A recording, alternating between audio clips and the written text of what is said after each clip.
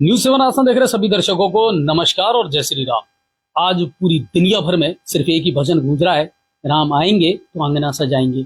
ना सिर्फ हिंदुस्तान सजाए, हिंदुस्तान का गली मोहल्ला हर शहर सजाए, बल्कि दुनिया भर के 16 देशों में भी 22 जनवरी का इंतजार किया जा रहा है। कोई डाक टिकट जारी कर रहा है, कहीं रामलीलाओं का आयोजन हो रहा है, कहीं भव्य समारोह हो रहे हैं, क्योंकि राम शब्दों में सिमट करके रहने वाली चीज नहीं है। राम काल्पनिक नहीं है। राम यथार्थ थे, यथार्थ हैं, और इसको प्रूव हो चुका है, कई बार प्रूव हो चुका है।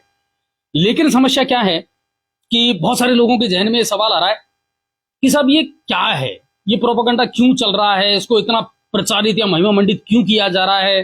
कुछ लोगों के सवाल ये भी है कि साहब इसको बीजेपी ने हाईजैक कर लिया, इसका राजनीतिकरण कर दिया गया है। देखिए, जब इतनी बड़ी घटना घट रही है तो कहीं ना कहीं इतिहास के पन्नों को पलटकर हमको देखना पड़ेगा। ये एक दिन में घटने वाली घटना नहीं है। जब हम कहते हैं कि साहब 496 साल पुराना ये इतिहास है, 550 साल पुराना इतिहास है, जब 1526 में मुगल सल्तनत की यहाँ पर स्थापना बाबर के द्वारा की गई थी, और उसके बाद में फिर ये सिलसिला शुरू हुआ। लंबा संघर्ष रहा है, लंबी लड़ाइयां लड़ी गई हैं। कौन कार सेवक है साहब, कैसे ये आंदोलन हुआ, क्या बाबरी मस्जिद थी, क्या वो विवादित ढांचा था, कितने लोगों ने आहुतियां दी हैं, क्या ये एक दिन में घटने वाली घटनाएं थी? क्या सिर्फ सुप्रीम कोर्ट के एक आदेश के बाद में ये इस राम मंदिर का निर्माण हो रहा है? आज लोगों की आस्था क्यों जुड़ती जा रही है? आज जनमानस के जहन में सिर्फ राम क्यों है? हिंदुस्तान राम में क्या इतनी आसानी से हो गया? ऐसा नहीं है। इसके पीछे एक लंबी गाथा है, एक लंबा इतिहास है, एक लंबा समर्पण है और लंबा त्याग और बलिदान है। मैं आज आपकी मुलाकात एक ऐसी शख्सियत से करवाना चाहूंगा। 92, बहुत सारी हमारी युवा पीढ़ी में तो ऐसे लोग थे जिनका शायद जन्म भी नहीं हुआ 92 में। मुझे याद है, मैं खुद भी उस समय शायद 9th क्लास में 10th क्लास में पढ़ा करता था, सीनियर हायर सेकेंडरी में। और लाल कृष्ण आडवाणी जो हैं, उन्होंने पूरे हिंदुस्तान में घूम घूम करके रथ यात्रा निकाली, ईंटें कलेक्ट की कि हमें राम भगवान का मंदिर बनाना है। ये इतना प्रेस्टीज वाला सवाल क्यों बन गया था? वही राम का मंदिर क्यों बनाना था? वहीं उसी बाबरी मस्जिद के ढांचे को क्यों गिराना था? सर, कहानियां और सच्चाइयां वही बता सकता है जो उस वक्त वहां मौजूद था और जो इस पूरे घटनाक्रम में इन्वॉल्व था। वो सारी जानकारी मैं आज आपको दूंगा, अक्षर से आपको जानकारी दूंगा। बस एक रिक्वेस्ट है मेरी आपसे, शेयर ज्यादा से ज्यादा करना, ज्यादा से ज्यादा लोगों को जोड़ना, क्योंकि राजनीति अपने आप में एक अलग विषय है, लेकिन धर्म, लोगों की आस्था, जनभावना वो अपनी जगह है। हिंदुस्तान से न राम को आप अलग कर सकते हैं, न कृष्ण को अलग कर सकते हैं, न महादेव को अलग कर सकते हैं, न भारत की संस्कृति को अलग कर सकते हैं, और आदि अनादि काल से जो सत्य सनातन धर्म है उसको भी आप हिंदुस्तान से जुदा नहीं कर सकते। आर्यव्रत कहा जाता था, और ये जो खंड खंड भारत का हुआ है ना, जो टुकड़े भारत के हुए हैं, कभी इतिहास के पन्नों को पलट करके देखना और जाकर के झांकना कि भारत का विस्तार कितना था, यह आर्यव्रत कहां तक फैला हुआ था। आज कहीं अफगानिस्तान बन गया, कहीं कुछ और बन गया, मगर आप जब जावा, सुमात्रा, इनमें जाकर के आप देखोगे ना, इनका कहीं ना कहीं रामायण में आपको वर्णन मिलेगा। इंडोनेशिया, जो दुनिया का सबसे बड़ा मुस्लिम देश है, वहां भी आज रामलीला होती है। कई चीजें हैं जो इसके पीछे है, कई कथानक हैं जो इसके पीछे हैं। एक ऐसे व्यक्ति से मैं आज आपकी मुलाकात करवाऊंगा जो इन पर एक एक शब्द पर गौर करेंगे, इतिहास के पन्नों को खंगालने का प्रयास हम करेंगे और जानने का प्रयास करेंगे आखिर ये दिन इतना महत्वपूर्ण बन कैसे गया, इसके पीछे की स्टोरी क्या थी, वो सब जानने का प्रयास करेंगे। तो आप मेरे साथ ज्यादा से ज्यादा जुड़ें और शेयर ज्यादा से ज्यादा करना, क्योंकि राम इतनी आसानी से नहीं आए हैं इस धरा पर। और राम को लाने वाले हम होते कौन हैं? राम का मंदिर बनाने वाले हम होते कौन हैं? हमारी इतनी औकात नहीं कि हम प्रभु को यहां ला सकें, हम उस ईश्वर को ला सकें जिन्होंने सृष्टि की रचना की है। कुछ तो है, लेकिन फिर भी जो हो सका वो करने का प्रयास किया। और आज उसी शख्सियत से मैं आपकी मुलाकात करवाऊंगा जिन्होंने उस समर को देखा, जिन्होंने 1992 में जब ये विवादित ढांचा गिराया गया था तब वो आई विटनेस थे, वो खुद उसमें इन्वॉल्व थे। और वो क्या घटनाक्रम था वो सारा मैं आपको पूरा बताने का प्रयास करूंगा। तो मेरा निवेदन है, शेयर खूब करना, दबा के शेयर करना, ताकि हर व्यक्ति तक उस समय की जो सच्चाई है वो पहुंच सके। और सबसे बड़ी बात है, इतिहास हमें प्रेरणा देता है, इतिहास हमें सिखाता है, हम आने वाली पीढ़ियों को एक एग्जाम्पल दे करके जाएं कि ये सब इतना आसानी से नहीं हुआ है सर। कुर्बानियां दी गई थी, 1857 की क्रांति को आज हम किताब के पन्नों पर पढ़ते हैं, क्यों पढ़ते हैं? वो इसीलिए पढ़ते हैं तो एक जलजला था जो उठा था आजादी के लिए और स्वतंत्रता के लिए। शायद ऐसा ही एक जलजला 1992 में आया था। लड़ाई बहुत बड़ी थी, 550 साल से चल रही थी, लेकिन उसकी जो शुरुआत हुई थी मजबूती के साथ वो 92 में हुई।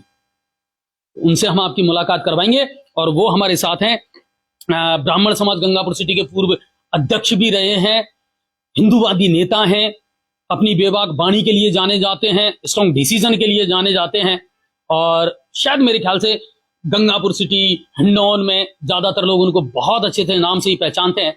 महेंद्र जी लोढ़ी बहुत लोगों के प्रेरणा स्रोत हैं और बड़े मजबूत इरादों के जो है व्यक्तित्व रहे हैं। तो उनसे हम जानने का प्रयास करेंगे कि आखिर आज जो राम अवध में पधार रहे हैं और 22 तारीख को जो रामलला की प्रतिष्ठा होगी, प्राण प्रतिष्ठा होगी, क्या उसके पीछे की कहानी रही है।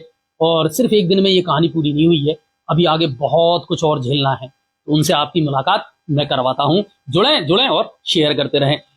चलिए महेंद्र सर, सबसे पहले तो आपका स्वागत है और ये हमारा सौभाग्य है, हमारी पीढ़ी का सौभाग्य है कि आज हम एक ऐसा सपना है जिसको साकार होते देख रहे हैं।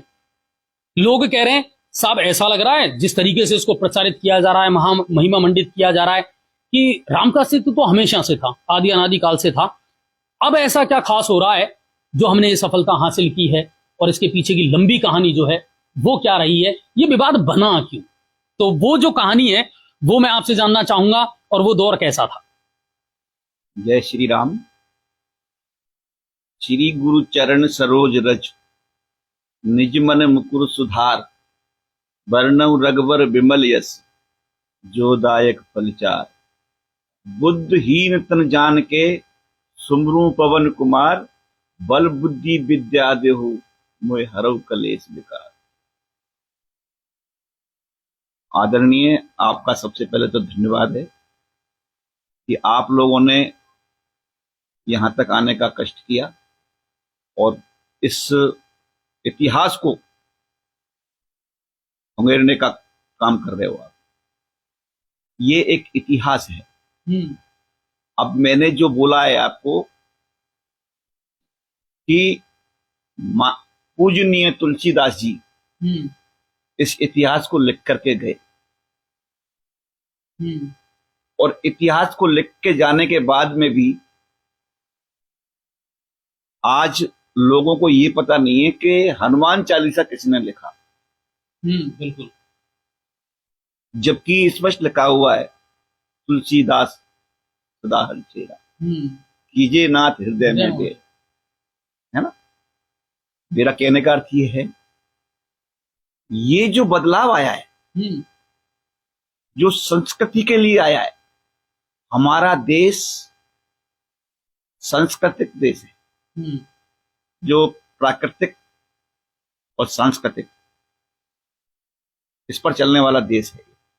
इसीलिए तो राम पैदा हुए, इसीलिए कृष्ण पैदा हुए, भोलेनाथ का इसी अवतरण यहाँ पर इन लोगों के बीच में है। आप ये बताइए, विश्व में राम कृष्ण का कहीं उल्लेख, कहीं भगवान का उल्लेख है क्या, कहीं पैदा हुए हैं? हाँ, नहीं, कोई उल्लेख नहीं। बिल्कुल सही बात है। वो जो लिख दिया रचनाकारों ने, चाहे वो तुलसीदास जी ने लिखा, तुलसीदास जी ने लिखा, और कब लिखा और कब तुलसीदास जी को पता लगा कि राम आए हैं। ये जो गाना चल रहा है ना, राम आएंगे आएंगे राम आएंगे, ये आज का नहीं है। ये तुलसीदास जी की नजर जब तक उनके ऊपर टिकी रही और तुलसीदास जी तिलक करें, चित्रकूट के घाट पर भाई संतन की भी तुलसीदास तिलक करें, चंदन घिसे और तिलक करे रघुवीर। बिल्कुल। तो वो चीज उनको, जब उन्होंने तिलक भी कर दिया, सब कुछ कर दिया, लेकिन उनको अनुभव नहीं हुआ कि राम मेरे यहाँ आ चुके हैं। बिल्कुल, और मैं साक्षात देख चुका हूं। तो लेकिन हनुमान जी ने उनको बताया कि राम आ चुके हैं, राम आ चुके हैं। तो उन्होंने फिर गुरु का अवतरण किया है। गुरु किसको माना है? हनुमान जी को, जिन्होंने वो ज्ञान उनको दिया, वो बोध करवाया। सही बात है ना। ये रामचरितमानस तुलसीदास जी वाल्मीकि जी हैं, बिल्कुल। ये इन्होंने एक इतिहास, इसको इतिहास कहते हैं। महाभारत को तो एक काल्पनिक तरीके से अपन ले लेते हैं कि भाई काल्पनिक तरीके से ऐसे ऐसे हुए होंगे। लोगों ने तो राम को भी काल्पनिक ले लिया। नहीं, काल्पनिक लोगों ने उसको लिया है कि भाई सुदर्शन चक्र किस प्रकार से चलता है। मैं आपको मूल बात पर लेके आता हूं। आप जो पूछना चाह रहे हैं उसके बारे में, तो ये इतिहास जो है ना, हमारे देश की संस्कृति है, और संस्कृति को बचाने के लिए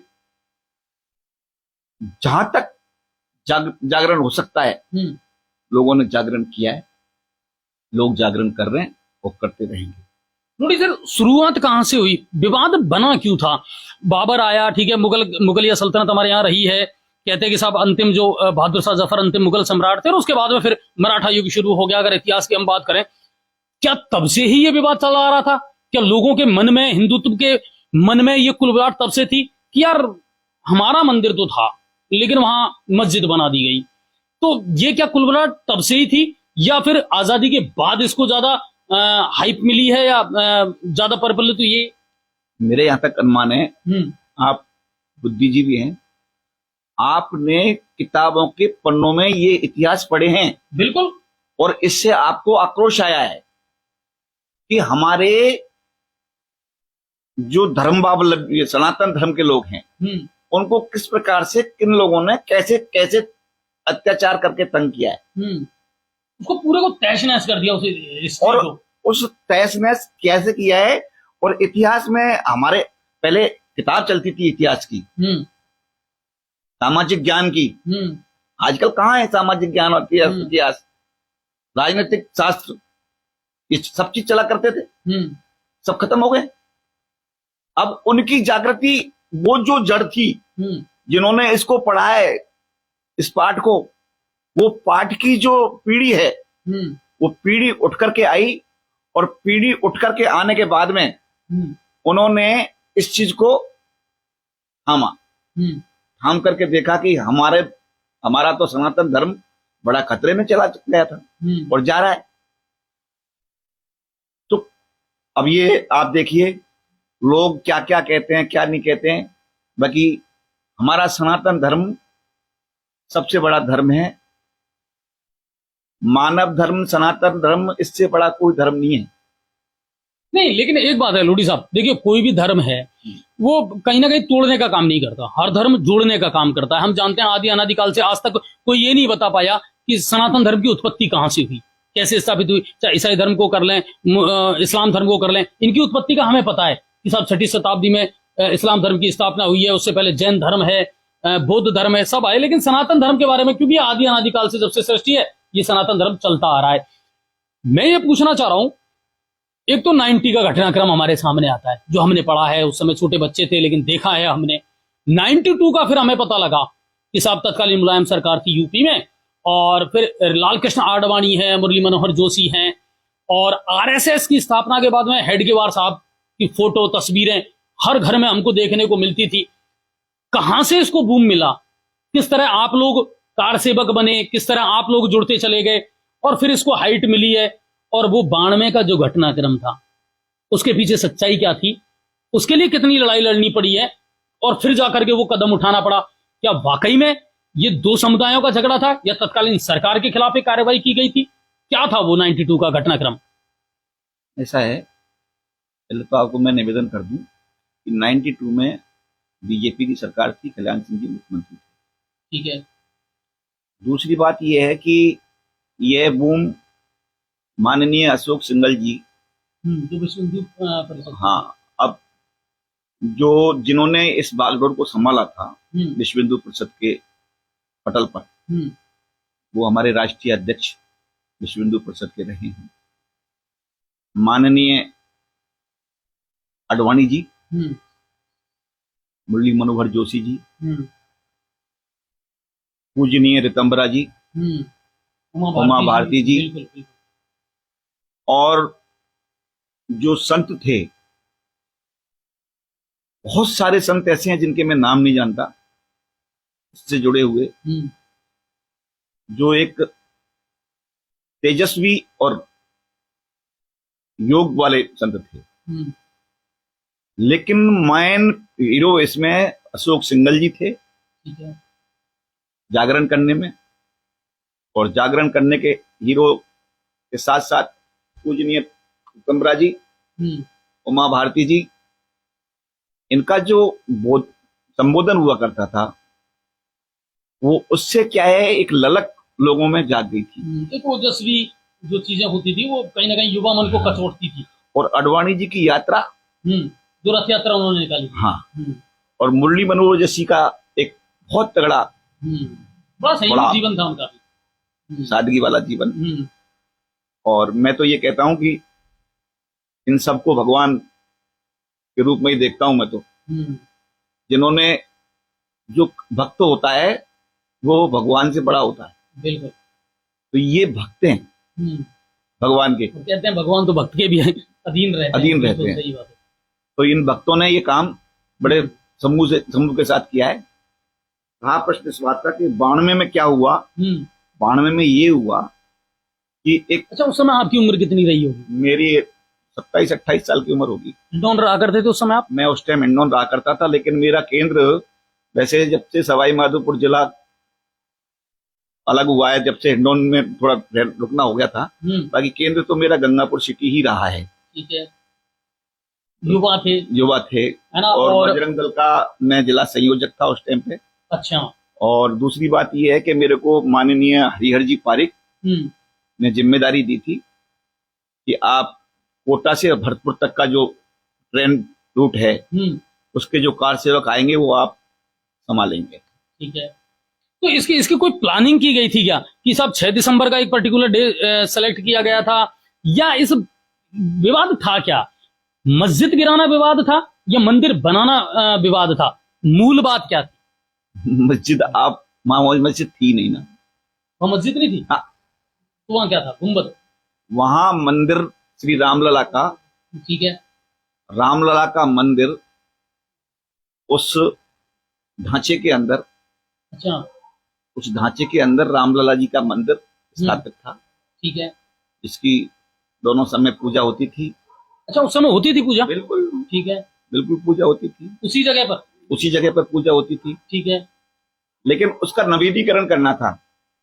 अच्छा। लेकिन लोगों का एक माहौल बन गया, राजनीतिक लोगों का, कि ये अगर ये ढांचे टूटते हैं, ये गुम्मद टूट जाती है, तो गुम्मद टूटने के बाद में हमारा पास कुछ सामान नहीं रह जाएगा, वोट बैंक खिसक जाएगा। हाँ। तो केंद्र में कांग्रेस की सरकार, ठीक है, माननीय नरसिंह राव जी प्रधानमंत्री थे। मैं तो ये कहता हूँ कि वो भी हिंदूवादी व्यक्ति थे। अच्छा। हाँ। नहीं, लेकिन जब उत्तर प्रदेश में तो कल्याण सिंह जी थे, वो तो अब उनके ऊपर तो आरोप प्रत्यारोप लगाने में कोई दिक्कत कोई लोगों को होता ही नहीं है। पर मैं ये कहता हूँ कि केंद्र ने भी हमारा सहयोग पूरा किया। अच्छा। भाई केंद्र क्या चाहता, हाँ, तो बात कुछ भी कर सकता था, तो वो भी तो लपेटे में ले सकता था हमको। सरकार को तो लपेटे में ले लिया था उन्होंने। कल्याण सिंह जी ने इस्तीफा दे ही दिया था। अच्छा, उस घटना के बाद। लेकिन हम जो गए, हमारी कहानी सुनाते हैं हम तो आपको, क्योंकि ये तो इतिहास है। इस इतिहास को आप मेरे से एक दिन में पूरा नहीं सुन सकते। बिल्कुल बिल्कुल। जो हमने 28 दिसंबर 92 को हम लोग यहाँ से रवाना हुए हिंडौन से। 28 दिसंबर या नवंबर? 28 नवंबर 92 को। अच्छा, ठीक है। 28, तो ये मेरी ये फोटो है वहां मेरे को रवानगी करने की। तो आप थोड़ा सा हमारे दर्शकों को बताएं और आप भी थोड़ा सा जूम इन करके इसको कलेक्ट करें। इस प्रकार से समय के एल्बम है, आप कैमरे पर दिखाएं इनको। इस प्रकार से मेरे को वहां से रवाना किया था हिंडौन से, फूल माला पहना करके। माननीय पुरुषोत्तम जी हमारे जिला प्रचारक जी थे, और हारमोनियम ढोलक के साथ में, और वहां से एक जत्था हमारे साथ में हिंडौन से। ठीक है। अच्छा, गंगापुर सिटी से भी लोग गए थे? गंगापुर सिटी से लोग गए थे। कौन कौन गया था उस समय? मैं सबसे पहले हमारे आदरणीय भाई साहब हैं जगदीश जी गिरी। अच्छा। वैद्य जी गोविंद साय जी। अच्छा। और प्रकाश जी चेयरमैन। अच्छा। और ये लोग गंगापुर सिटी से थे? गंगापुर सिटी से। और ये भी बजरंग दल से या विश्व हिंदू परिषद से जुड़े हुए थे? नहीं, ये क्या है, देखो नेता हैं, अच्छा, तो नेताओं के हिसाब से अपनी विचारधारा से मिले हुए हैं। ठीक है, ठीक है। तो ये उस तरीके से गए, विचारधारा से मिले, ठीक है। मतलब पार्टी का कोई मामला नहीं है। जैसे आप पार्टी कोई थोड़ी है, अब तो कांग्रेस वाले भगवा रंग में रंग रहे। हाँ बिल्कुल बिल्कुल, और वो तो मांग कर रहे हैं कि सब छुट्टी दे दो, सार्वजनिक अवकाश घोषित कर दो। भगवा रंग में कांग्रेस वाले 70% रंग चुके हैं। हाँ, कुछ लल्लू पप्पू जो है ना, वो रह रहे हैं, वो उनकी बात नहीं करता मैं, जो अपने आप को हिंदू नहीं कहते, भगवान राम को काल्पनिक बताते हैं, जो हिंदू नहीं कहते कि मैं हिंदू नहीं हूं, जबकि पैदा हुआ है व्यक्ति, भगवान का नाम है, नाम अपना नाम भगवान के नाम पे है, जो रात और दिन दर्शन करते हैं और लोगों को मना करते हैं दर्शन करने की। सही बात है, हैं? समझ रहे हो आप मेरी बात को? बिल्कुल बिल्कुल बिल्कुल। कहने का अर्थ ये है कि जब आप हिंदू नहीं है तो आपको नाम भी चेंज कर देना चाहिए। तो उस समय आप लोग जो हैं हिंडौन से बाई ट्रेन रवाना हुए 28 नवंबर को, जैसा कि आप बता रहे हैं, काफी लोगों का जत्था यहां से गया। प्लानिंग क्या थी, क्या सोच करके गए थे, स्ट्रेटेजी क्या थी आप लोगों की, या आपको किसी प्रकार के कोई दिशा निर्देश दिए गए थे कि वहां जाकर के ये करना है? क्योंकि 28 नवंबर को आप गए और 6 दिसंबर का ये घटनाक्रम है, यानी ज्यादा गैप तो नहीं था, बहुत कम टाइम बचा था। क्या कुछ स्ट्रेटेजी लेकर के गए थे और कितने लोगों का कारवां था वहां पे? देखिए भाई साहब, ऐसा कुछ नहीं था कि किसी ने हमको कुछ कहा हो कि भाई ये कर देना, ये करना है। तो गए क्यों थे? भगवान राम के दर्शन करने गए थे। अच्छा, और ढांचे को तोड़ने गए थे। ये था दिमाग में? बिल्कुल दिमाग में था कि अब की वापस नहीं आएंगे हम। ये भेड़िया वाला जो सिस्टम इन लोगों ने कर रखा है राजनीतिक तरीके से। सरकार को पहले बताया था? सरकार क्या होती है? सरकार तो बनाते बिगाड़ती जनता है। सरकार है क्या? अब क्या सरकार है? कौन सी सरकार है? सरकार कंट्रोल कर सकती है क्या? माननीय प्रधानमंत्री जी बार बार कह रहे हैं कि यहाँ मत आओ, मत आओ, मत आओ। भाई क्या बात हो गई? जन भावना जुड़ी हुई है, जब तक जाएगी ये बात क्या हो गई? मत नहीं आने का मतलब क्या रहा? मैं तो प्रधानमंत्री जी से ये कहूंगा कि आप कम से कम ऐसी अपील मत करो। आप अपील करो ना तो ऐसी अपील करनी चाहिए कि भाई इस टाइम, हाँ, सुरक्षा की दृष्टि से या भीड़ की वजह से, तो इस बात को पहले बोलो ताकि गलत मैसेज ना जाए। नहीं, इसमें क्या है कि प्रधानमंत्री जी खोल करके नहीं बता रहे। आशंका है हमारे देश में घटनाक्रम घटने की। अच्छा, हमारे बहुत सारे लोग जाएंगे, किसी जगह कोई घटना घट जाती है तो मरने वाला पहले 10 लाख, 50 लाख, 20 लाख, 1 करोड़ वो मांगेगा, है ना? लाशों पर सौदे होंगे, लाशों पर सौदे होंगे, राजनीति होगी, फिर दूसरे लोगों को कहने का मौका मिलेगा कि इतने लोगों को इकट्ठा करने की क्या जरूरत थी, मंदिर में क्यों बुलाया इनको, घटनाक्रम घट गया। अब इसको पब्लिक को समझना चाहिए। यस, बिल्कुल सही बात। ये जिम्मेदारी पब्लिक की बनती है। अब ये मोदी जी कह रहे हैं ना, तो वो इसलिए कह रहे हैं, इसलिए नहीं कह रहे कि मत आओ। मैं निवेदन करूंगा कि मोदी जी से खोल करके इस बात को करें कि ये दूसरे लोगों को कहने का मौका नहीं मिले, इसलिए ये व्यवस्था है। चलिए, अब आगे का घटनाक्रम 28 नवंबर को आप बड़े बाजे गाजे के साथ में, ढोल नगाड़ों के साथ में, फूल मालाओं के साथ में यहाँ से रवाना हो गए और लोगों का जत्था था, दिमाग में एक ही था कि साहब वो गुम्बद गिराना है। मेरे मित्र हैं अर्जुन जी पंजाबी। अच्छा, वो जत्थे के साथ में हिंडौन स्टेशन पर हमको छोड़ने गए थे। बोले आज दशासूर है महेंद्र लोधी, तो कुछ करके आएगा कि तू मर के आएगा? मैंने कि मैं मर भी सकता हूं और मैं कर भी सकता हूं, पर आऊंगा जब कुछ होगा, जब इस कलंकित ढांचे को निपटा दूंगा, तभी अयोध्या से वापस आऊंगा। इससे पहले हिंडौन में मुंह नहीं दिखाऊंगा। आप जाकर के पूछ लेना, ये शब्द मेरे हैं। मैं मुंह जब दिखाऊंगा हिंडौन में, जब ढांचे को ध्वस्त कर दूंगा। ठीक है, और वो मैंने किया। ठीक है, वहां पहुंचे। मैं 28 नवंबर को यहां से रवानगी हुए। 28 नवंबर को रवानगी होने के बाद में हम कानपुर रुके। कानपुर में संघ कार्यालय गए। संघ कार्यालय में एक दद्दाजी थे, बुजुर्ग संघ के व्यक्ति थे। उन्होंने हमें जलेबी और कचौड़ी का नाश्ता कराया। उसके बाद में हम वहां से स्नान वगैरह करके वापस स्टेशन आए। अडवाणी जी की आम सभा थी। हमने कैंची में बैठ करके, टीम की कैंची में बैठ करके वो आम सभा सुनी। अडवाणी जी ने हमको नीचे उतरने के लिए संदेश दिया कि मिस्टर नीचे उतरिए। अच्छा, तो अडवाणी जी या मुरली मनोहर जी वहाँ थे ऑलरेडी? कानपुर आम सभा, ठीक है, कानपुर की बात कर रहा हूँ, ठीक है। वहाँ थे मौजूद। तो वहां से हमने उनकी सभा सुनी। सभा सुनने के बाद में सभा में कोई दिशा निर्देश दिया था आप लोगों को? दिशा निर्देश बस अनुशासन में रहिए और अनुशासन में रह करके जो वहां पर लोग बताएं उसको काम को करिए। ठीक है। हम अयोध्या पहुंच गए। माननीय हमारे पूर्व विधायक राजपाल सिंह जी शेखावत को, अच्छा, राजपाल सिंह जी शेखावत स्टेशन पर हमको लेने आए थे। अच्छा जी, ठीक है। राजपाल सिंह जी शेखावत विधायक जो हैं वो हमें स्टेशन पर लेके आए थे। माननीय हरिपाल जी प्रभारी थे, उन्होंने उनको ये जिम्मेदारी दी थी। ठीक है। तो वहां हमको राजपाल सिंह जी शेखावत ले गए रात्रि को। रात्रि को ले जाकर के हमको एक जगह जहां पानी भरा हुआ था, कीचड़ था, वहां जाकर के एक तंबू लगा हुआ था कीचड़ में ही।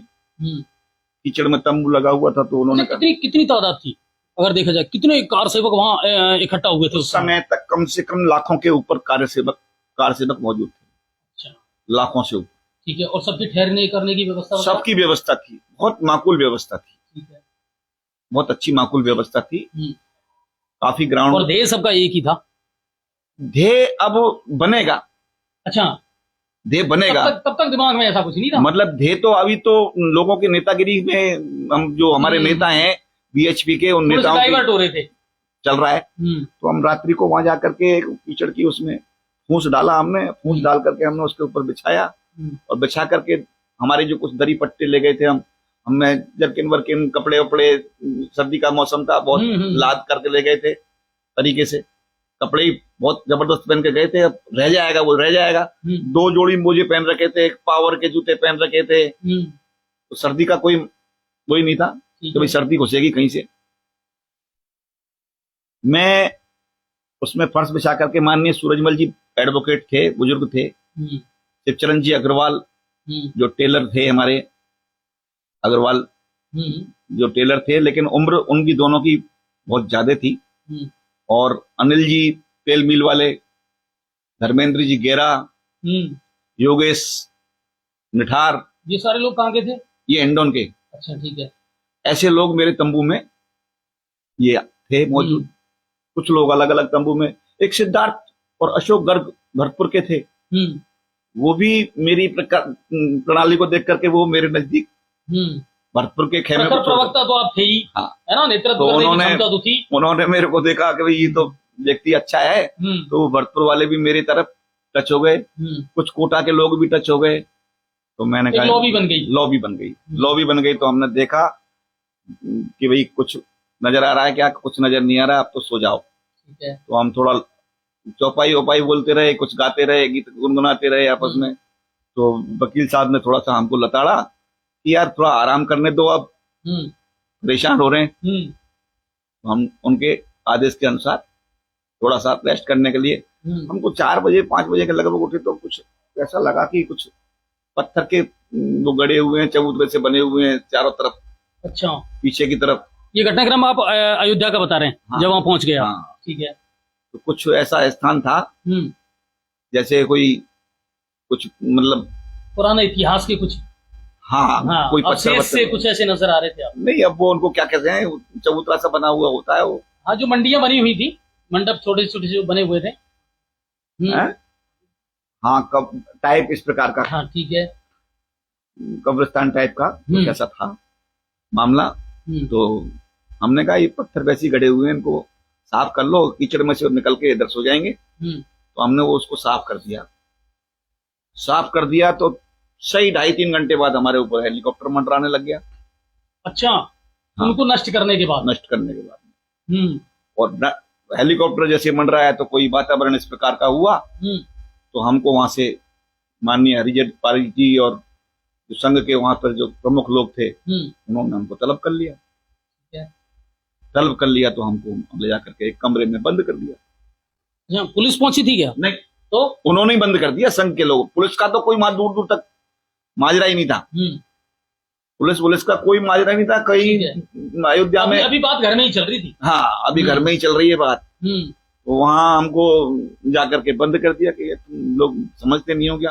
गवर्नमेंट एक मिनट आप बताएं। हाँ बिल्कुल। गवर्नमेंट जब हमारा साथ दे रही है तो गवर्नमेंट के साथ में आप इस प्रकार का वो मत करिए, अनुशासनहीनता। मैंने कहा साहब गवर्नमेंट हमको क्या कर रही है? बिल्कुल बिल्कुल, आप बताइए धन्यवाद रूप से। गवर्नमेंट हमारे लिए क्या कर रही है ये तो हमें पता नहीं, पर हम तो हमारे लिए करेंगे जो कुछ करना है। जो अब उठा करके हम लोगों ने साहब 3 घंटे हमको बंद रखा उन्होंने कमरे में बंद रखने के बाद में खाना पीना दे दिया। खाना पीना देने के बाद में हमको हिदायत दे दी गई कि आप शैतानी नहीं करोगे। नहीं करेंगे साहब कोई शैतानी, हमने तो की भी नहीं कोई शैतानी। वापस आकर सो गए, हम लेट गए, फिर दर्शन करने चले गए, सरयू में स्नान किए, सरयू में स्नान करके हनुमानगढ़ी चले गए, हनुमानगढ़ी जी के दर्शन किए, हनुमान जी के। वहां से खेलते कूदते खाते पीते उन्हीं दुकानों पर, छोटी छोटी दुकानें थी उन पर खाना पीना खाया, खाना पीना खाते रहे, चलते रहे। हमको क्या है कभी कभी लाइन में लगने की वो रहती थी कि भाई लाइन में लगना पड़ता था वहां भोजन के लिए, बहुत ज्यादा संख्या बल था।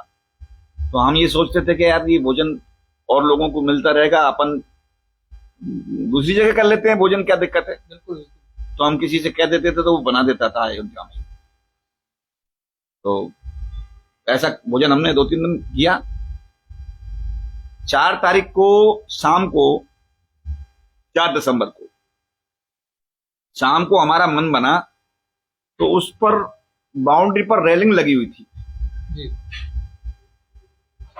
मंदिर के जो अपना वो था ना,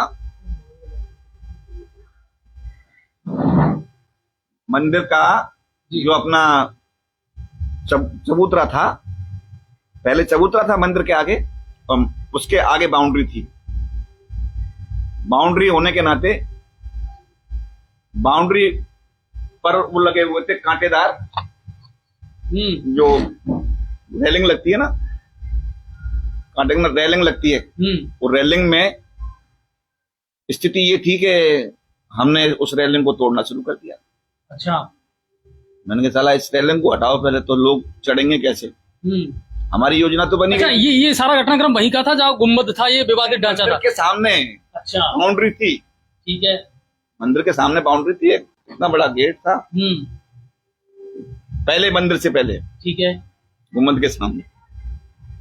अच्छा, उस समय तक सरकार का क्या रिएक्शन था?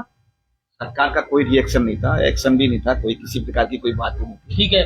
पुलिस मिलती थी, घूम रही थी पुलिस के दिमाग में ये कुछ करने आए हो, क्या लेने आए हो, क्या करने आए हो। तो अच्छा, आपके इरादों का प्रशासन को भी पता नहीं था कि करने क्या वाले हैं ये? नहीं, प्रशासन को पता नहीं था। प्रशासन तो चाहता था कि ये कलेश खत्म हो जाए। अच्छा, ये हकीकत तो ये है। हाँ, ये अंदरूनी बात है। हाँ, जो शायद निकल करके कभी नहीं आई इतिहास के पन्नों में। ये कड़वा सच है। हाँ, ठीक है। क्योंकि उसके बाद की बात बताऊंगा आपको। तो मैंने देखा 4 दिसंबर को हमने वो रेलिंग रात्रि को इसी टाइम जैसे बात थी, हम 4 दिसंबर। दोस्तों, मैं आप लोगों से एक निवेदन करना चाहूंगा कि आप जितना हो सके ना उतना दबा करके शेयर करें, क्योंकि इतिहास के पन्नों की ये वो अनकही और अनसुलझी कहानियां हैं जो शायद आपको हर कोई नहीं बताएगा। लेकिन ये अक्षर से मैं वहां से आपको ये बता रहा हूं 92 में आखिर हुआ क्या था। और ये जो आज कह रहे हैं ना हम कि हमारे राम अवध में आ रहे हैं, दीपोत्सव की तरह इसको हम मनाएं, और शायद हमारे कहीं ना कहीं हमारे दिमाग में ये है कि शायद अब असली राम का अवतरित हुआ है। वो जो कहानी है, इसके पीछे की जो संघर्ष की गाथा है, वो मैं आपको उस व्यक्ति के मुंह से सुनवा रहा हूं जो वहां मौजूद था और जिसकी मौजूदगी में सब कुछ हुआ है, और तब जाकर के इस घटना का, इस पूरी कहानी का इस रूप में आज निस्तारण हुआ है कि हम 22 जनवरी को अयोध्या में भव्य राम मंदिर के निर्माण की और भगवान रामलला के प्राण प्रतिष्ठा समारोह मनाएंगे। उसके पीछे की जो कहानी है वो मैं आपको बता रहा हूं। Yes sir, continue. 4 दिसंबर 92 को हमने रेलिंगों को तोड़ना शुरू कर दिया, जिससे कार सेवक ऊपर चढ़ सके। बिल्कुल, एक रास्ता बना दिया। रास्ता बनाने का प्रयास किया था, और उस प्रयास से ये सफलता थोड़ी मिलने लगी थी हमको। कुछ तो तोड़ दी थी हम लोगों ने, और हौसले भी बढ़ गए। हौसले बढ़ गए। कार सेवक बहुत दिली मतलब जैसे हम चढ़े तोड़ने के लिए, तो लोग बाग चढ़ गए, धक्का दे करके ही उसको साले को तोड़ दिया। इतने में विनय कटियार जी आ गए, एक बैंत लेकर के। विनय कटियार जी सांसद हैं, ध्यान रखना, और उत्तर प्रदेश की राजनीति में बड़ी अहम भूमिका रखते हैं विनय कटियार साहब। मतलब एक धांसू प्रकृति का व्यक्ति विनय कटियार जी। बिल्कुल। विनय कटियार जी का नाम था उन दिनों में। अच्छा। जैसे आज योगी जी का नाम है, विनय कटियार जी भी अपने आप को बड़े बीजेपी जाने जाते थे। हाँ, कद्दावर नेता रहे। कद्दावर नेता रहे। माननीय विनय कटियार जी ने हमको डंडे बरसाए। अच्छा। चाहिए अपने अपने प्रवासों पर कंट्रोल करने के लिए। कंट्रोल करने के लिए। ठीक है। आपको कुछ नहीं करना है ऐसा, अनुशासनहीनता नहीं करनी है। मैंने आपको कई बार देखा है, आप अनुशासनहीनता करते जा रहे हैं। मेरे को इस प्रकार से उन्होंने, आप नहीं मानेंगे, मैं आपको बंद करवा दूंगा दोबारा से। ठीक है। भाई साहब मैंने तो कुछ नहीं भाई साहब, और 2 डंडे और दे दिए मेरे। अच्छा। हम चले गए, वापस चले गए। उनकी बात को मानना था, उनके सामने बड़ों की आज्ञा का पालन करना होता है। हम चले गए। 5 दिसंबर को आम सभा का एक छोटा सा रूप तैयार हुआ और उसमें ये तय हुआ कि कल 6 दिसंबर को अपन को सरयू से जल लाना है और वहां का रेत लाना है और ला करके जो ये चबूतरा बना हुआ है इसके नीचे वो डालना। यानी उसको पवित्र करना एक तरीके से। अरे वो उनकी क्या भूमिका थी, लेकिन हमको 3 दिसंबर को 2 दिसंबर को एक प्लानिंग के तहत एक चीज बताई थी हमको। अच्छा। कि बलिदानी जत्थों में जो भी नाम लिखाना चाहे। बलिदानी जत्थों में? अच्छा, जत्थे बनाए गए थे। हाँ हाँ। बलिदानी जत्थे में जो नाम लिखाना चाहे वो आ जाए। ये बलिदानी जत्था क्या था? बलिदानी जत्था ये था कि उनको ट्रेनिंग ऑर्डर बनाना था। अच्छा। मतलब उनके साहस को देखना था कि कौन कौन ऐसा साहस रखता है जिसको बलिदान देना चाहता। इसके लिए अब उसमें कुछ भी हो सकता था। उसमें कुछ भी हो सकता। ठीक है। तो बलिदानी जत्थे में हम साहब, आपने तो नाम लिखाया हुआ? चाहते ही मैंने कहा पहले हमारा नाम लिखो। ओके। बलिदान जत्थे में नाम। उस समय शादी होगी थी? शादी। अच्छा, घर वालों का क्या रिएक्शन था? घर वालों का रिएक्शन, मैं तो हमेशा घर वालों का ये रहा है कि स्वतंत्र रहो, आजाद रहो, जो कुछ करो, लेकिन नाम को कुनाम मत करना। हाँ, नाम बदनाम ना होगा। हाँ, बस ये ध्यान रखना। ठीक है। तो मेरे परिवार का बड़ा स्नेहशील व्यक्ति हूं मैं। हाँ, मैंने ऐसे परिवार में जन्म लिया है, मुझे हर बार यही परिवार मिले। कुल मिला करके ये है कि बलिदानी जत्थे में महेंद्र लोधी जी ने सबसे पहले प्रमुखता से अपना नाम लिखा दिया। नाम लिखाते हमको गेती पकड़ा दी। अच्छा।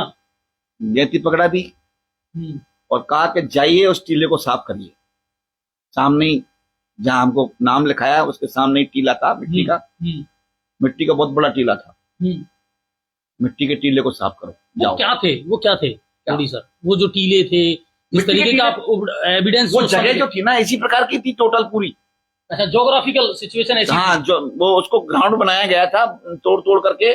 बाकी वो टीले ऊंचे नीचे वो सारे राम का जो मंदिर था ना। हाँ। तो मंदिर के हिसाब से उसको सजेस्ट कर बनाना था। नहीं हुआ था पहले ऑलरेडी, परंतु उसके बाद में जब इनकी प्लानिंग चल रही थी तो रुकने के लिए उसको कैसे कैसे इन्होंने साफ किया, कैसे नहीं किया। लेकिन वो मतलब उसकी जो स्थिति थी वो नड़े नागड़े की स्थिति साइड में रही होगी, मेरा जो देखने का वो था अंदाज था। तो वो टीले को हम जाकर के हमने तो उस पे एक ऊपर रस्सा गाड़ दिया गया। सब्बल में रस्सा गाड़ करके उसको ऊपर चढ़ाने का भी अभ्यास कराया गया। अच्छा। कि इसके ऊपर डायरेक्ट कौन चढ़ सकता है, किस तरह गुम्बद पर जाया जा सकता है। अब वो गुम्बद का तो नाम मैं नहीं लूंगा अभी। अच्छा। क्योंकि वो तो प्लानिंग मतलब सिखाने की स्टाइल जो थी, तो इस स्टाइल में वो हम उस पर चढ़ने लगे। चढ़ने लगे तो हम ट्रेनिंग मिल रही थी, ट्रेनिंग ले रहे थे। ट्रेनिंग ले रहे थे तो उस ट्रेनिंग में हम सफल ठीक है हो गए। सारी चीज में सफल थे। तो हमारा बलिदानी जत्थे में नाम आ गया। ठीक है। बलिदानी जत्थे में नाम आ गया तो हम मतलब अपने आप को ये समझ रहे थे कि साहब हम बहुत बड़े व्यक्ति हैं और हमारा नाम बलिदान। अब लोगों का नाम, बहुत सारे लोगों का नाम था, मेरा नहीं। मतलब वो एक युवा मन का एक एक्साइटमेंट तो था ही, लेकिन यार हम इस काबिल तो रहे। पूरे देश भर से लोग थे। कटिटो क्या क्या बोलते थे। राम मतलब हम तो बोलते थे जय श्री राम, वंदे मातरम, जय श्री राम। वो कुछ आंध्रा के होते थे, कोई केरल के होते थे, कोई महाराष्ट्र के होते थे। वो अपनी अपनी भाषा में अपने नारे लगाते थे। जो अपनी मूल भाषा होती थी उसमें नारे लगाते होते थे। ठीक है। तो उनका एक जुलूस निकाला था। अच्छा। तो जुलूस में क्या है, एक वाहिनी बनाई थी, हम्म। महिलाओं की तो अलग वाहिनी थी, अच्छा, महिलाएं थी क्या? और इन महिलाओं का तो रिकॉर्ड था। कुछ एक आध महिलाएं उस समय की जो है याद आपको, जैसे अभी आपने और साध्वी रीतम्बरा, उमा भारती, इनका नाम बताया। अरे मेरी एक धर्म बहन, मैं मानता हूँ, उन्होंने 10 वर्ष तक मेरे को रक्षाबंधन पर राखी भेजी है, अच्छा। ध्वज को तिलक भेजे हैं। अंजलि प्रमोद देशमुख, जो कि अकोला 4 की रहने वाली थी, महाराष्ट्र। लेकिन क्या हुआ कि वो अंजलि प्रमोद देशमुख ने मुझे हॉस्पिटल में संभाला। अच्छा। वो मेरे वो को वहाँ थी। दुर्गा वाहिनी की बहन थी वो। ठीक है। तो एक अलग से जत्था महिलाओं का था दुर्गा वाहिनी के रूप में। दुर्गा वाहिनी जो भी उसमें कितनी महिलाएं थी? लाखों की तादाद में महिलाएं। अच्छा। ऐसा नहीं था। वो भी अपना सब घर बार, सब परिवार, सब छोड़ कर अरे पहुंच बहुत गई थी। जोश मतलब पुरुषों से ज्यादा जोश था। ठीक है। अब बात करते हैं आगे की कहानी की। सब कुछ हो गया, ट्रेंड भी हो गए, दिमाग में तो था ही, है ना, और एक टास्क आपको दिया गया था, वहां कौन चढ़ेगा वो परफेक्ट आप हो ही गए थे। अब बात करते हैं 6 दिसंबर के घटनाक्रम की। 6 दिसंबर क्या था और पर्टिकुलर उस डे हुआ क्या था? 6 दिसंबर को हमको सबको एकत्रीकरण किया। सुबह 9, साढ़े 9 बजे, 10 बजे के लगभग सब एकत्रीकरण में बैठ गए थे, और लोगों के भाषण शुरू हो गए थे। माननीय अडवाणी जी भी थे मौजूद। अच्छा। मुरली मनोहर जोशी भी थे मौजूद, रीतम्बरा जी भी थी, उमा भारती भी। अच्छा, इनकी जो रथ यात्रा वो इससे पहले चली थी या इसके बाद चली थी? पहले चली थी, और ये सारी रथ यात्राओं का समापन वहीं हुआ था? सारा व्यवस्था उसके बाद पहले की व्यवस्था। चलिए, ठीक है। तो ये बड़े बड़े नेता थे, दिग्गज जो इन्होंने जो संत थे, तो ये अपने प्रवचन जो देने थे, इनको भाषण देने थे, जो ये दे रहे थे बड़े जोश में भाषण दे रहे थे। तो बड़ा गुस्सा आ रहा था हमको कि आप जाइए और अपनी मिट्टी को वहां जाकर डालिए, ये कार सेवा के लिए बुलाए। तो मैंने उनको कहा बीच में खड़े होकर के कि भेड़िया आया, भेड़िया आया, इस प्रकार की ये गाथा आप गाते रहोगे, ये समूह बाद में नहीं बनेगा, कभी भी नहीं बनेगा। जो लोग आज जुड़े हैं वो कभी नहीं जुड़ सकते। बैठ जाइए, आप बैठ जाइए। मैंने बैठने नहीं आया, मैं तो कुछ करने आया हूँ। और गुस्सा में मैं खड़ा हुआ और मैं भागा एकदम जोर से। भाग करके मैं मंदिर परिसर की तरफ लपका। मंदिर परिसर की तरफ लपका तो काफी लोगों ने अपना उत्तेजित थे ही सब। तो लोगों की संख्या बल एक साथ मेरे पीछे एक को देखते देखते फिर सभी, और एक पूरी जो जनसैलाब था वो उमड़ पड़ा। तो हमने जाकर के एक भगवान की दया से उस पर चढ़े, गुम्मद पे चढ़ करके हमने एक ध्वज लगाया। ध्वज लगा करके जय श्री राम का नारा लगाया। उधर से उमा भारती जी का उद्बोधन हुआ कि आप 11 हनुमान चालीसा का पाठ करें। बाकी नेता कह रहे थे सब नीचे आ जाओ, सब वापस आ जाओ, नीचे आ जाओ, और लोग। पर उमा भारती जी ने कहा आप 11 हनुमान चालीसा का पाठ करो। ठीक है, वहीं ऊपर ही? नहीं, वो तो मंच पर ही। अच्छा। मंच से ही उद्बोधन चल रहा था उनका। तो मैंने कहा सब करते रहो हनुमान चालीसा का पाठ।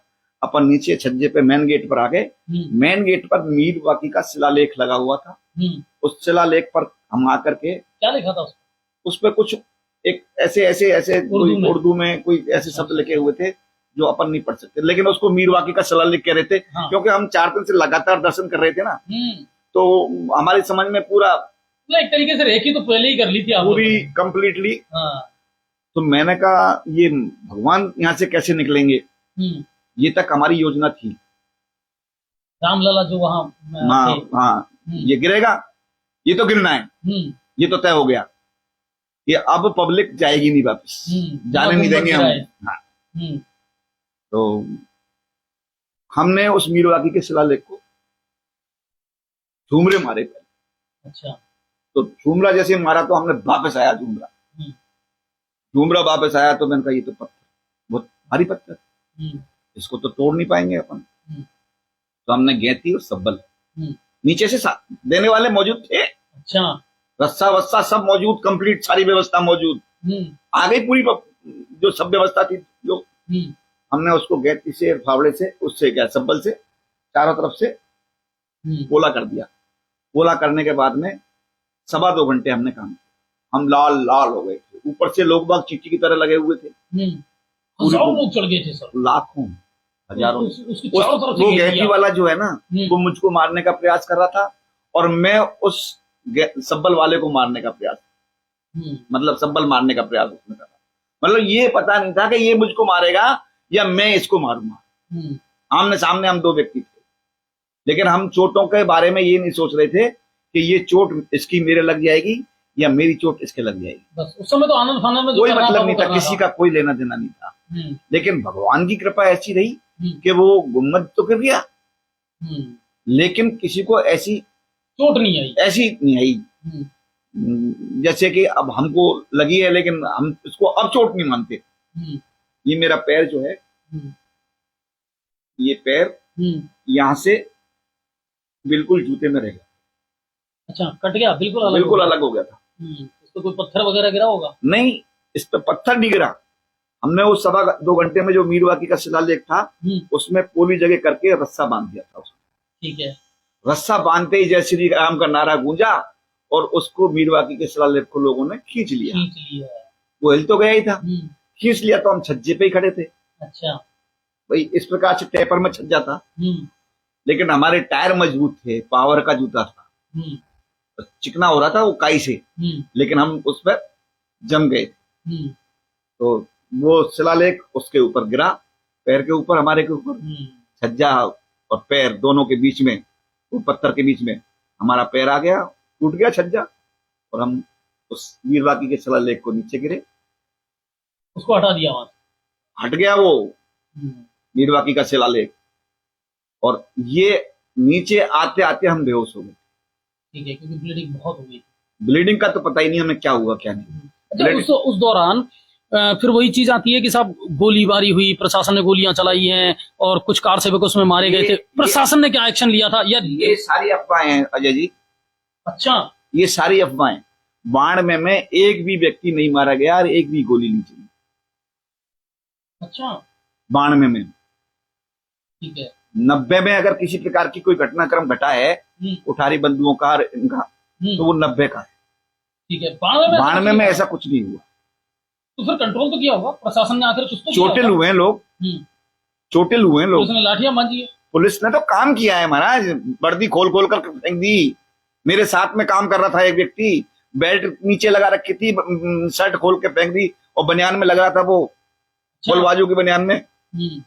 तो आप कैसे मानेंगे कि पुलिस लाठीचार्ज करेगी? पुलिस का तो ये रोल रहा है। आरएसी के जवान और ये ऐसे जवान थे वहां, पुलिस का क्या काम?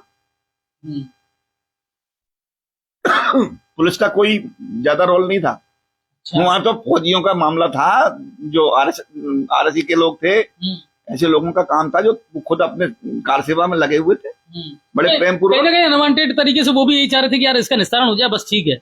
ये निस्तारण तो करवा रहे थे वो, बाकी ऐसा नहीं था कि सरकार का निर्देश था या सरकार का सपोर्ट था, ऐसा कुछ भी नहीं था।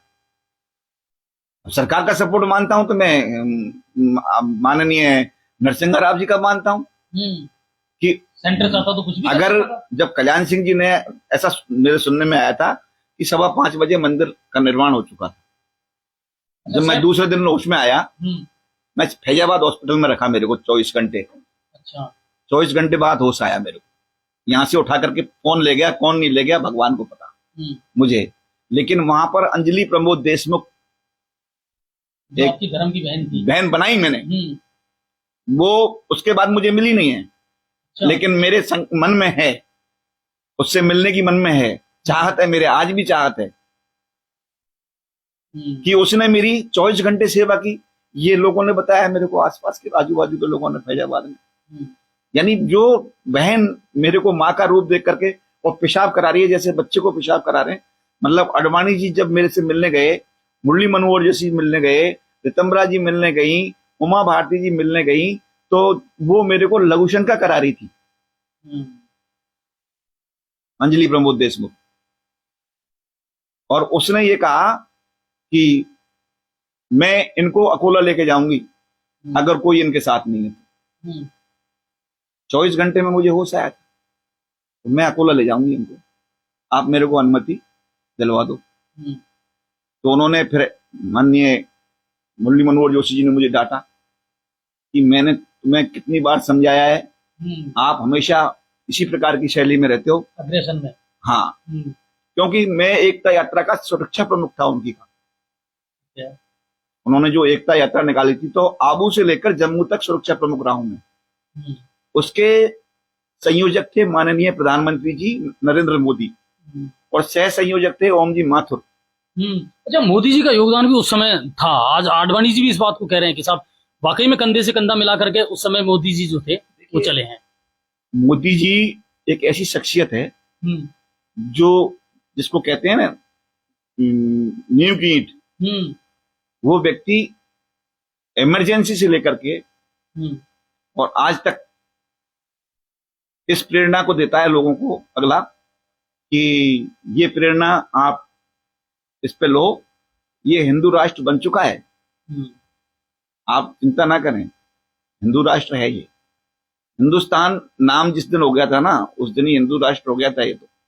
लेकिन अब रहा प्रश्न इस बात का कि आपके दरवाजे पे कोई भी व्यक्ति ऐसा आए कि मैं भूखा हूं तो आप उसको खाना खिलाएंगे। बिल्कुल।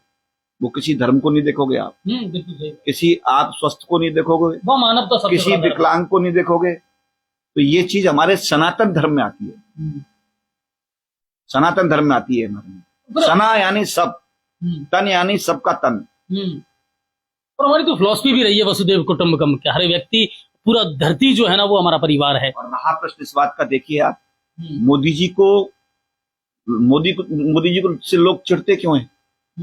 मोदी जी से इसलिए चिढ़ते हैं कि उनकी जीके जो है ना वो बड़ी परफेक्ट है। भाई उनको जो नॉलेज है, आज धर्म के बारे में जो नॉलेज है, राजनीति के बारे में नॉलेज है, मानव के बारे में नॉलेज है, व्यक्ति के बारे में नॉलेज है।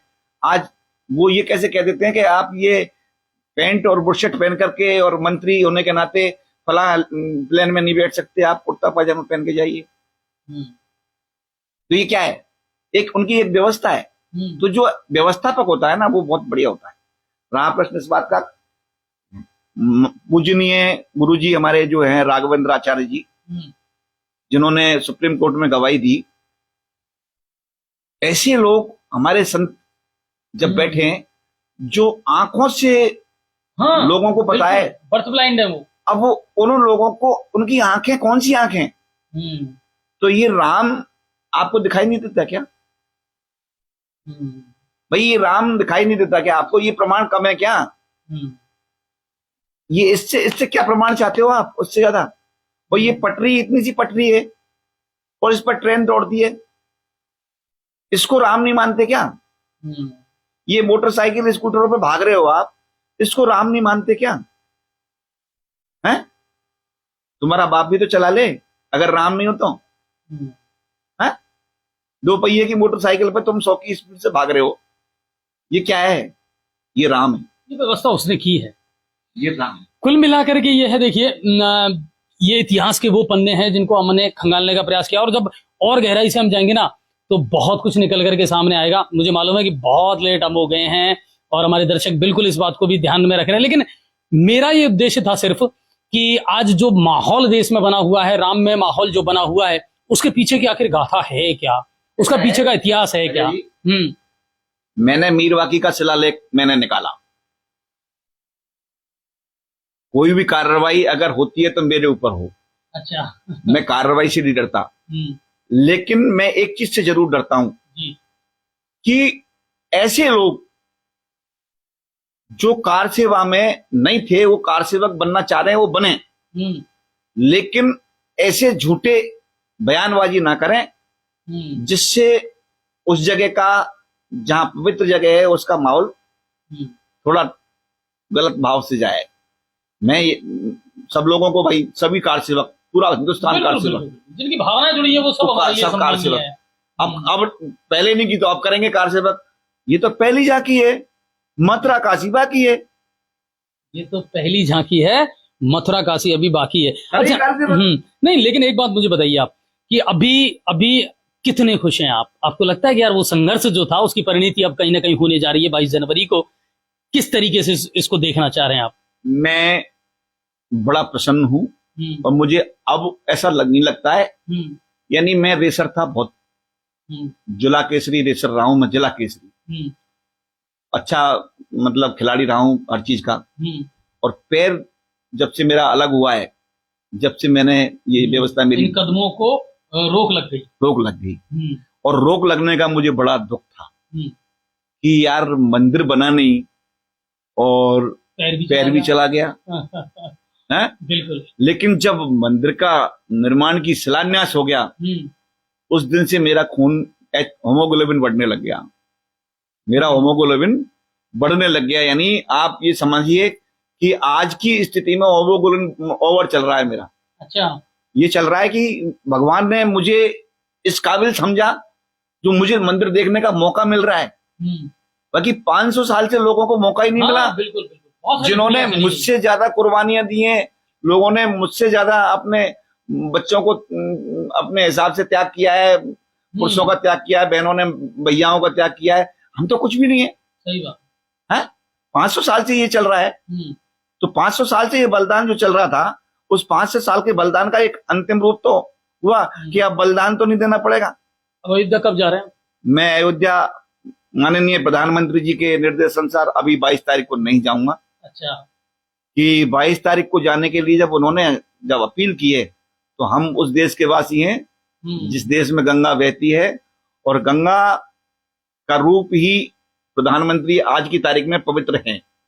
हमारे प्रधानमंत्री जो हैं पवित्र आत्मा से इसी बात को कहते हैं और सोच विचार करके कहते हैं। तो उस बात को देशवासियों से मेरी भी अपील है कि उस बात को जरूर मानना चाहिए। और उस बात को मानते हुए मैं एक ही श्रेय देना चाहूंगा, विचार से मिली हुई पार्टी है। बाकी कर्ता धर्ता जो भी है, प्रचारक जिसमें निकलते हैं, प्रचारक कहां से निकलते हैं आपको मालूम है। उसके बाद में संगठन बनाया विश्व हिंदू परिषद, और ये विश्व हिंदू परिषद के बैनर तले सारा कार्यक्रम हुआ है। विश्व हिंदू परिषद के बैनर तले ही सारी ये व्यवस्थाएं हुई है, जो 6 दिसंबर 92 को हुई है, चाहे 1990 को हुई है, ये विश्व हिंदू परिषद के बैनर तले हुई है ना। लेकिन हमारे विचारों से मिलती हुई पार्टी है ये, और संघ हमारी रीढ़ की हड्डी है, जिसमें से ऐसे प्रकट हुए जैसे माननीय परमानंद जी हमारे आचार्य जी जो है, मुझे पढ़ाया है सर उन्होंने, और वो हमारे गुरु हैं। उनकी लाइन से हमने मार्गदर्शन, उनके मार्गदर्शन में हमने ये गुलकंद स्कूल में प्राचार्य हुआ करते थे वो समय। प्राचार्य क्या, वो तो मतलब उनको तो 108 हजार 1008 श्री आचार्य जी को कुछ भी कहो। अभी कहाँ है वो अभी 12 हैं।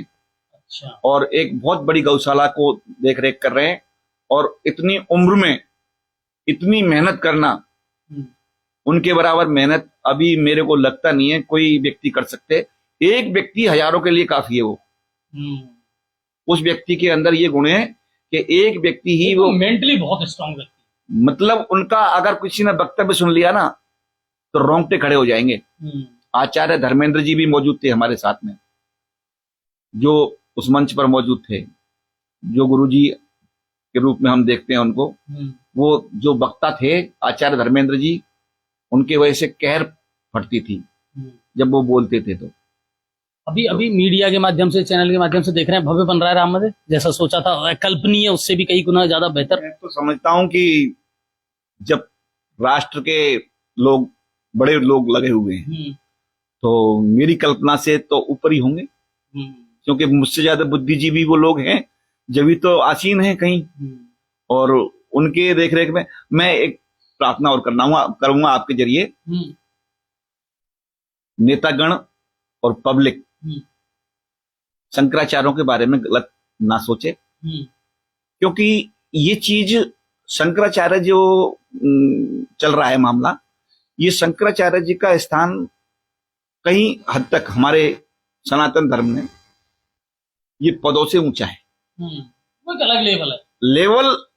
लेवल होने के नाते उनको रोक दिया गया है कि भाई जब हम इस जगह बैठ जाएंगे तो आप कहां बैठेंगे, आपके लिए स्थान, बड़ा स्थान चाहिए। और उनको ऐसी जगह पर भीड़ भाड़ में, उनकी तो पवित्रता होती है, उनकी किलोमीटरों पवित्रता चलती है जब तक वही वो बात है चलते कि उनकी अपनी एक प्रोटोकॉल है। एक ध्वज चलता है, ध्वज के हिसाब से वो चलते हैं, और ध्वज की जो जहां तक उनकी छाया जाती है वहां तक दूर दूर तक लोग नहीं आते हैं। हम्म। एक पवित्रता छींटे देते चलना और गंगा जल से, और ऐसी वही बात है कि एक अपना एक प्रोटोकॉल है उनका। उनका है। हम्म। तो मेरा मानना ये है कि क्रोधवश कुछ आचार्यों का और उनका कोई बात आ रही है तो उनको ध्यान में नहीं दें। राम मंदिर को वो भी बनाना चाहते हैं, और उनके ही प्रार्थना से, उनकी पूजा से, प्रेरणा से, अर्चना से, उनकी पूजा अर्चना से ही हमको शंकराचार्य जी मिले हैं। और शंकराचार्य का मतलब है शंकर भगवान के चारों ओर शंकर भगवान का रहना, और शंकर भगवान का मतलब है कि श्री राम मंदिर को स्थापित करना। और राम मंदिर को मतलब रामेश्वरम जब बदलाया था तो उस टाइम पर भी इसी प्रकार की चीजें आई थी सामने। मैं भगवान से ये प्रार्थना करता हूँ कि आप जल्दी से जल्दी विराजमान हो 22 तारीख को, और फिर हमको जल्दी से जल्दी वहां बुलाएं, और इन पत्रकारों के साथ में बुलाएं जिससे ये पत्रकार भी हमारे साथ में दर्शन करें, है ना। और एक जत्थे के साथ में मैं चाहता ये हूँ कि मेरा परिवार बड़ा उत्सुक है। नहीं, सब उत्सुक है। अगर आज आप किसी हिंदुस्तानी से पूछेंगे ना, वो भी यही कहेगा कि यार मैं जल्दी से जल्दी जाना चाहता हूँ वहाँ। 22 जनवरी को ना सही, पर 23 जनवरी को तो मुझे वहां जाना ही जाना है। तो बहुत सारे लोगों की है, और हिंदुस्तान नहीं, पूरी दुनिया इस समय राम में है। और बाकी तो इतना ही कह सकते हैं कि जाकी रही भावना जैसी, और प्रभु मूरत देखी तन तैसी। ये अपने अपने विचारों पर डिपेंड करता है। बाकी बस यही कहूंगा कि इस पूरे इंटरव्यू का कहीं किसी धर्म से या किसी विशेष पर्टिकुलर समाज से या जाति से मतलब नहीं था। बस ये था कि इतिहास के इन पन्नों को खंगाल करके और आने वाली पीढ़ियों को बताया जरूर जाए। और एक बात जरूर कहूंगा, राम कल्पना नहीं है। राम के मंदिर की स्थापना करके ही हमारा जो काम है खत्म नहीं होता। आने वाली पीढ़ियों को संस्कार देना, भगवान राम की गाथा सुनाना, धर्म और शास्त्र का ज्ञान अपने बच्चों को देना, शायद तब असली राम राज्य की कल्पना जो है ना वो साकार होगी। जी। राम कथा सुंदर करतारी, संशय विहग उड़ावन हारी। अब आप ये बताइए, जब राम कथा का पूजनीय तुलसीदास जी ने एक जब लेख लिख दिया कि ये सारे संशयों को दूर करती है, और जब राम विराज रहे हैं खुद, है तो संशय का मतलब ही नहीं रह गया, बचा क्या?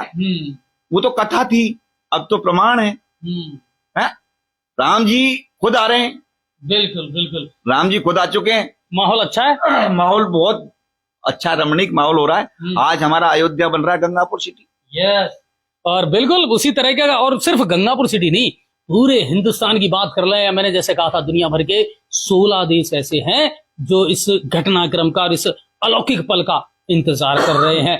आप और हम भी बहुत जल्दी वहां चलेंगे, दिखाएंगे आपकी जो दर्शन है, और रामलला की जो बहुत खूबसूरत सी मूर्ति वहां स्थापित की गई है, बिल्कुल उसके भी दर्शन होंगे। और प्राण प्रतिष्ठा का मतलब आप समझते हैं? सिर्फ इतना ही कह सकता हूं, जो मेरी नॉलेज है और मेरा ज्ञान है, कि वो मूर्ति जिसमें प्राण फूके जाएं वेद मंत्र और शास्त्रों के माध्यम से, और फिर वो मूर्ति जो है वो साक्षात भगवान राम का रूप ले ले, कि जब वहां जाकर के आप अरदास करें और प्रार्थना करें तो शायद उसका वरदान हम सबको मिल पाए। वही प्राण प्रतिष्ठा, वही जान फूकने का काम उस मूर्ति में किया जाएगा 22 जनवरी को। आपको और हमको सबको इंतजार रहेगा। आज ऐसे व्यक्तित्व से मैंने आपकी मुलाकात करवाई है जिन्होंने उस लम्हे को, उस क्षण को जिया है, एक लंबा संघर्ष किया है, और उसके बाद आज जाकर के ये दिन हम सबको देखने को मिला है। कल अक्षत कलश यात्रा है, 11,000 कलश के साथ में धूमधाम से भगवान राम की जो कलश यात्रा है वो गंगापुर शहर में निकाली जाएगी, और बिल्कुल शहर को पूरे को मिनी अयोध्या नगरी के रूप में बना दिया गया है गंगापुर सिटी को। वो भी हम आपको लाइव दिखाएंगे। हमारे पत्रकार अलग अलग जगह से आपको लाइव दिखा भी रहे हैं, तो बिल्कुल उससे भी जोड़ने का हम आपको प्रयास करेंगे। लेकिन उद्देश्य वही है, सिर्फ इतना चाहते हैं कि धर्म को राजनीति से और राजनीति को धर्म से अलग रखा जाए। हाँ, इतना जरूर कह सकते हैं कि धर्म में राजनीति का प्रवेश ना हो और राजनीति में धर्म का प्रवेश ना हो तो ज्यादा बेहतर है। और बाकी सबके अपने अपने विचार हैं, अपनी अपनी सोच है। और महेंद्र सर ने आज जो जानकारी हमको दी ना, कहीं ना कहीं ऐसा लगता है जैसे वो बचपन हमारा लौट करके वापस आ गया, क्योंकि हमने भी वो युग देखा है। और आपकी और हमारी जो पीढ़ी है ना, ये सौभाग्यशाली है साहब, जिसने ये बदलाव देखे हैं, ये ट्रांसफॉर्मेशन देखे हैं, और राम मंदिर के भव्य निर्माण होते हुए हम अपनी आंखों से देख रहे हैं। सर बहुत बहुत धन्यवाद आपका, बहुत बहुत शुक्रिया, आपने इतनी अहम जानकारी हमको और हमारे दर्शकों को दी, इसके लिए। और कहीं ना कहीं वो चीज है फिर से जीने का मन मैं किया। अजय जी एक बात बताता हूँ आपको, छोटी सी, थोड़ा सा 2 मिनट और लूंगा आपकी, कि आप जैसे लोग जागरण कर रहे हैं, पहले धन्यवाद तो आपको देना चाहिए हमें। ये जो विषय है ना, ये विषय आम जन का नहीं है, ये तो आप जैसे नारद जी का विषय है। जो नारद जी करते थे जो काम हमारे, वो नारद का काम आप लोग कर रहे हैं। आईटी डिपार्टमेंट वही संभालते थे उस समय, आईटी डिपार्टमेंट वो संभालते थे। तो मैं ऐसे नारद जियों को बार बार प्रणाम करता हूं कि ये गुरु के रूप में देखा जाता है, मतलब बड़े बड़े देवी देवताओं ने उनको गुरु माना है। तो मैं ये मानता हूं कि नारद जी को तो सभी गुरु मानते हैं। आप लोगों ने मेरा यहाँ तक आकर के मुझे खोजा, देखा और मेरे बारे में जानकारी ली। मैं ये कहूंगा आपसे बार बार कि मेरे को अब इस पैर को गंवाने का कोई दुख नहीं है और किसी प्रकार का मन में कुंठा नहीं रही। और रहा प्रश्न इस बात का, मुझे राज्य सरकार अगर भेजेगी तो मैं जाऊंगा, और नहीं वरना मैं मेरे परिवार सहित कभी भी जब भी जाऊंगा आप लोगों को जरूर बताऊंगा। बिल्कुल, और हम साथ में चलेंगे। मुझको माननीय भैरव सिंह जी ने कई बार सम्मानित किया है इस विषय में। सरकार गिर गई थी, सरकार बन गई थी, तुरंत बुलाया उन्होंने मुझे। झोंटवाड़ा विद्यालय में सम्मान किया मेरा, उत्तर प्रदेश में सम्मान हुआ मेरा, मध्य प्रदेश में सम्मान हुआ मेरा, सब जगह अच्छी अच्छी जगह पर लोगों ने सम्मान किया है मेरा, बुला बुला करके। तो मैं तो उस सम्मान में ये भूल गया था कि ये मेरा पैर टूटा है या कटा है। मुझको तो यही पता नहीं था, ये तो बाद में पता चला। यहाँ जयपुर जब एडमिट कराया, कर्फ्यू लगा हुआ था, कर्फ्यू में मेरा इलाज हुआ है और 3 बार मुझे मारने का प्रयास अस्पताल में भी किया है। अरे ये तो सौभाग्य है आपका कि ये आपको मिला है। ये कुछ करना था, आपके हाथों करवाना था, जो आपको सौभाग्य। बहुत बड़ी सुरक्षा थी मेरी, 28-30 लोगों की सुरक्षा थी मेरी। 2 लोग इस गेट पर रहते थे, राइफल वाले 2 गेट पर इस पर रहते थे। ये भैरव सिंह जी की व्यवस्था थी। और विश्व हिंदू परिषद का इतना बड़ा टिफिन आता था जो मेरे गार्ड भी खाते थे और लोग भी लाते थे। मेरी सुरक्षा अंदर, मेरे आईसीयू में और कॉटेज में मेरे में प्रवेश नहीं होने देते थे बिना चेक किए। ऐसी व्यवस्थाएं लोगों ने की है मेरे लिए। बिल्कुल। और ये वो दौर है जब उसको याद करके आज भी इनका मन कहीं ना कहीं है ना, वो चीजें जो है वो स्मृतियों में याद करते हैं। मुझे तो इतना और रख दे भगवान कि मथुरा और काशी का देखने का मौका और मिल जाए। बिल्कुल। और ये सौभाग्य बहुत जल्दी मिलेगा। जिस तरीके का माहौल है, उम्मीद यही करते हैं। सर्दी खूब ज्यादा है, बिल्कुल हम मान रहे हैं, और आप लोगों ने इतना साथ दिया उसके लिए भी बहुत बहुत धन्यवाद। कल फिर आपसे जुड़ेंगे कुछ ताजा अपडेट के साथ में, कुछ इसी तरह की नई चीजों के साथ में। आप सभी का बहुत बहुत धन्यवाद न्यूज़ 7 राजस्थान पर जुड़े रहने के लिए। और एक बार फिर से जय श्री राम, जय जय श्री राम। बहुत बहुत धन्यवाद आपको पत्रकार महोदय, मेरे नारद मुनि जी, आपको बहुत बहुत धन्यवाद, मेरे पूजनीय आदरणीय सबको। अब आपके शहर गंगापुर सिटी में चिकित्सा के क्षेत्र में नए आयाम, नए भव्य स्वरूप में आया है वर्धमान मल्टी स्पेशलिटी हॉस्पिटल, जिसमें सभी प्रकार की बीमारियों का एक ही छत के नीचे अत्याधुनिक तकनीक से चिकित्सा सुविधा उपलब्ध, जिनमें जनरल मेडिसिन, सर्जरी, गायनिक, शिशु रोग, हड्डी रोग, यूरोलॉजी, दंत रोग चिकित्सा सुविधा उपलब्ध, विशेषज्ञ डॉक्टर्स की टीम, अत्याधुनिक लैब व सभी प्रकार की जांच सुविधा उपलब्ध, सभी प्रकार की योजनाएं जैसे मुख्यमंत्री चिरंजीवी RGHS की सुविधा उपलब्ध। वर्धमान हॉस्पिटल का वादा हर व्यक्ति को निरोगी बनाना। आज ही संपर्क करें Vardhaman multi speciality hospital, Jaipur road, Gangapur city. Contact number 8302906531 और 7463294752।